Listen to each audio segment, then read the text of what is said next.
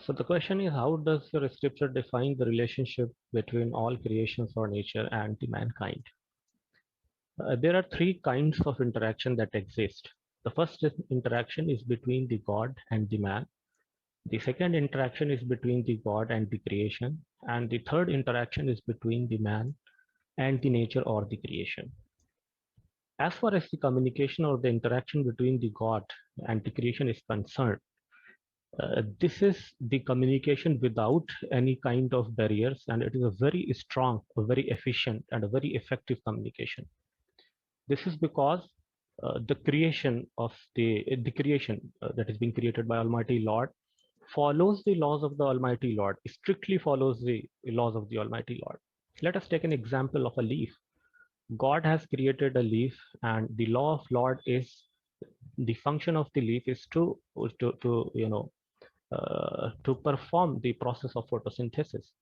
A leaf will continuously follow the law, that is, it will perform the a process of the photosynthesis for whole of its life.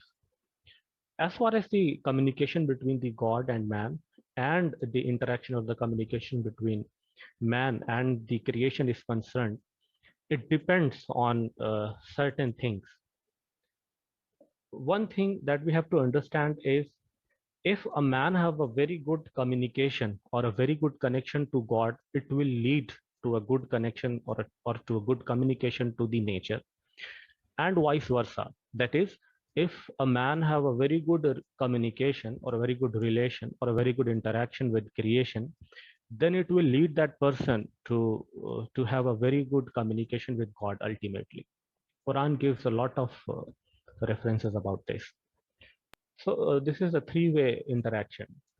But the question is, how can man develop a good relationship with the nature? This is, we have to understand two things.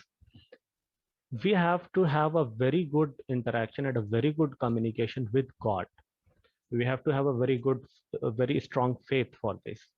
When we have a very strong faith, when we have a very strong communication with God, it will help us directly and indirectly to have a very good communication with the creation of Almighty Lord too.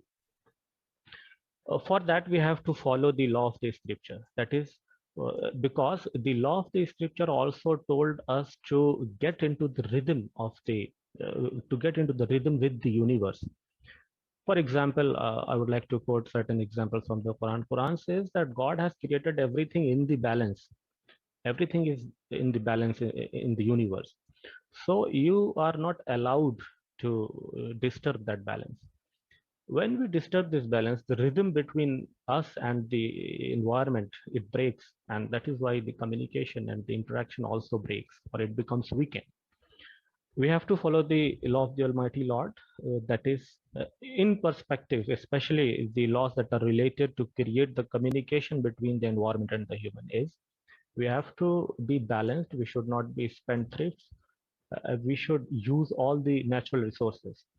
But there are certain limitations that God has, that we have to follow.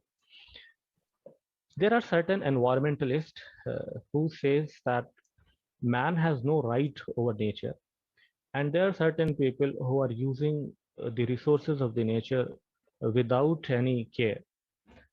Although Quran goes in a balanced way and it gives us a midway, it says, Quran says that everything that God has created is meant for the human beings, and it is for the benefit of the human beings, whether it be plants, whether it be winds, whether it be animals and anything. It ultimately benefit human beings, whether it be a direct benefit or indirect benefit. Whether it be sunlight, we can take sunlight. Sunlight is very beneficial to, rather it is essential to the human life. So all these things are very, very essential, or all the creation is for the human beings. But when we say that it is for our own benefit, we cannot use it without any care. God have given certain laws, and Quran very clearly says that you cannot use the things in a spendthrift manner. We have to adopt a very balanced way. We do not have to become very materialistic. When we become very materialistic, two things happen. A person who is psychologically very materialistic can never connect to God. In ancient times, there are many people who have a very good communication and interaction with the nature is because they had a very good connection with the God. And it was because they were not materialistic. Second thing is when we are materialistic, we do not care about the environment at all. We become a ultimate consumer.